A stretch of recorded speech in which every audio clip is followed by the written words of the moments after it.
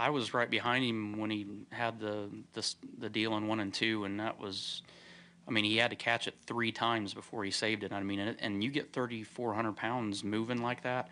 To catch it once was pretty big. To get away from him and catch it the second time was big, and the third time was big. So, I mean, that's 3 big moments in one corner, and he just never quit driving it. I mean, there's a lot of guys that wouldn't have caught that. So he did a fantastic job with that save. I mean, I'm sitting there and the green's still out. I'm like, man, that's the coolest save I've seen in a long time. So it was big, and it hurt us all, but at the time. But you know, that was a pretty big moment. I mean, it's pretty cool to see somebody that went through 2 big moments like that come out and win the race still.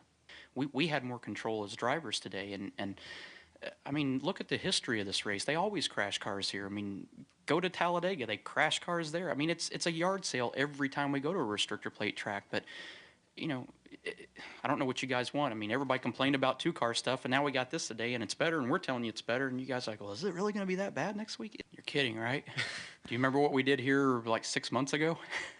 I mean, this is just better. This is a lot more fun than the 2-car stuff was. It's I still like the open motor races better, where we can literally control our own destiny. But this is by far a lot better than what we had with the 2-car stuff. So it's better than the 2x2, but not necessarily better than, say, what was a few years ago. Is what? Come on, work with me, dude.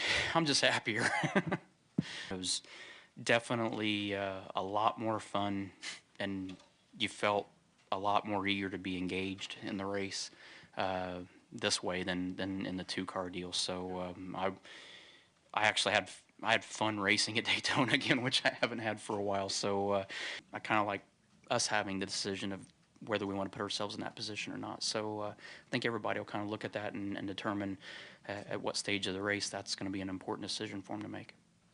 I think it's realistic that that's what you'll have at the 500, that it'll come down to that. But the good news is we're not going to have to do it for the entire day and all 500 miles, and you're not going to have to worry about, man, if I don't have a partner, I'm going to be in big trouble. So I'd say it's a pretty safe bet. I mean, there's no guarantee that it's going to have to come down to that. I think history shows that you want to be that second guy. I think in all reality, it's especially here, it just seems like for some reason you can make that move here, and you know, Talladega, for some reason it seems like you make the move, and where the start finish line being further around the tri-oval, it almost seems like it's too early when you make it. So it just seems like that second spot's kind of the one you want to be in. But I'm not ruling out that you still can't win it from being that lead car. It's just you gotta plan ahead for it, and I was already, as soon as we came off of turn 2, I was already thinking about it. I knew how much of a gap we had to third and fourth, and he had that flexibility to do that without us getting freight trained. So